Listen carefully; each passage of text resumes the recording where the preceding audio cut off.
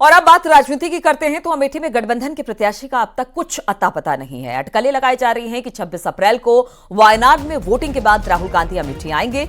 इस बीच अमेठी के कांग्रेस कार्यालय में एक पोस्टर लोगों के आकर्षण का केंद्र बना हुआ है। गौरीगंज कांग्रेस ब्लॉक अध्यक्ष ने एक पोस्टर लगाया है जिसमें लिखा है, राहुल बिन अमेठी सून। उन्हें भरोसा है कि राहुल गांधी अमेठी में जरूर चुनाव लड़ेंगे। तो तस्वीरें हम आपको अमेठी के कांग्रेस कार्यालय के दिखा रहे हैं, जहां पर एक पोस्टर लगा हुआ है और लिखा हुआ है कि राहुल बिन अमेठी सून। अब देखना होगा कि राहुल यहां पर आते हैं या फिर सिर्फ वायनाड से ही चुनाव लड़ते हैं। माता पिता के बिना पुत्र अधूरा रहता है, वैसे गांधी परिवार के बिना अमेठी अधूरी है। राहुल गांधी ये कोई नए नहीं है, उनका पुराना घर है। वो बताने घूम रही हैं कि उनका कोई घर ही नहीं है। अमेठी का हर घर राहुल गांधी का घर है जी। अमेठी का हर घर, जब उनका घर जो है मोदी जी छीने थे, याद होगा आपके, उनको सदस्यता रद्द कराई, घर छीना, तो अमेठी का हर घर उनका था।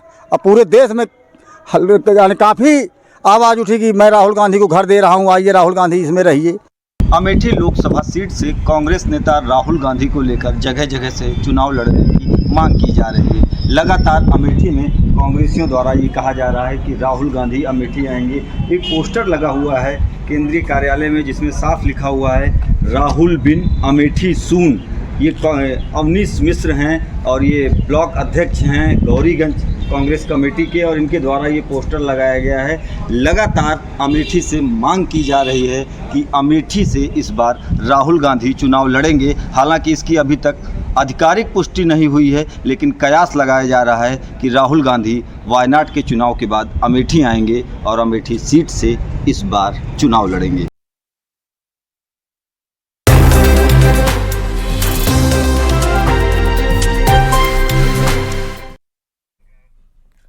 और प्रधानमंत्री मोदी आज अलीगढ़ के दौरे पर रहने वाले हैं। प्रधानमंत्री मोदी अलीगढ़ के नुमाइश ग्राउंड में विशाल जनसभा को संबोधित कर अलीगढ़ और हाथरस के बीजेपी प्रत्याशियों के लिए वोट मांगेंगे।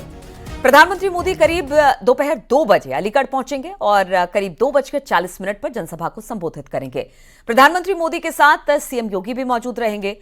प्रधानमंत्री मोदी करीब 1 घंटा 5 मिनट अलीगढ़ में रहने वाले हैं। आपको बता दें कि अलीगढ़ में लोकसभा चुनाव के दूसरे चरण में 26 अप्रैल को मतदान होना है।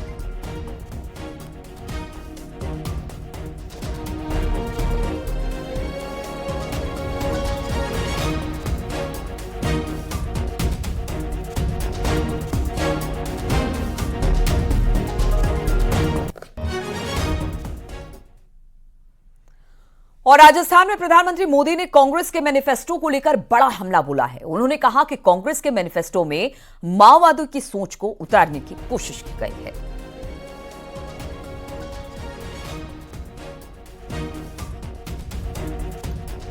इस बार का कांग्रेस का मैनिफेस्टो देख लीजिए।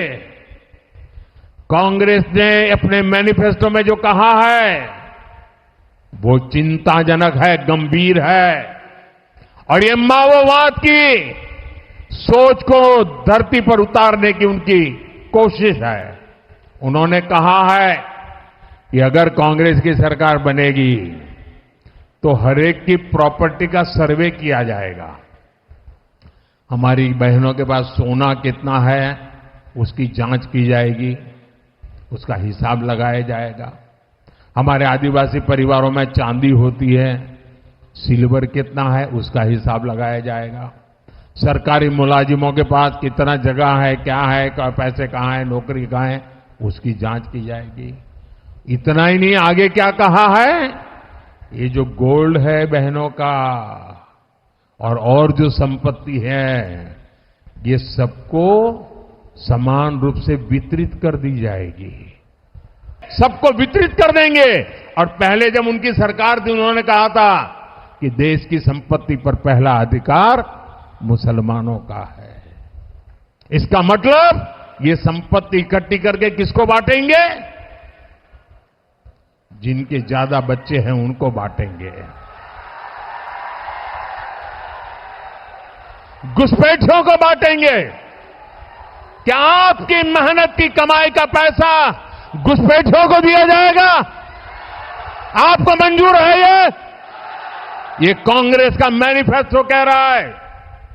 कि वो माताओं बहनों का सोने का हिसाब करेंगे, उसकी जड़ती करेंगे, जानकारी लेंगे और फिर उस संपत्ति को बांट देंगे और उनको बांटेंगे जिनको मनमोहन सिंह जी की सरकार ने कहा था कि संपत्ति पर पहला अधिकार मुसलमानों का है।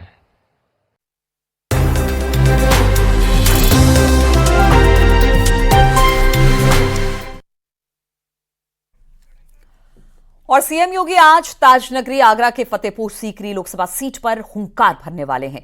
करीब 11:40 पर सीएम योगी किरावली इलाके में जनसभा कर चुनाव प्रचार को धार देंगे। सीएम योगी यहां पर बीजेपी प्रत्याशी राजकुमार चाहर के लिए वोट मांगेंगे। फतेहपुर सीकरी से बीजेपी से मौजूदा सांसद राजकुमार चाहर है, कांग्रेस से रामनाथ सिकरवार और बीएसपी से सी रामनिवास शर्मा चुनावी रण में कूदे हुए हैं।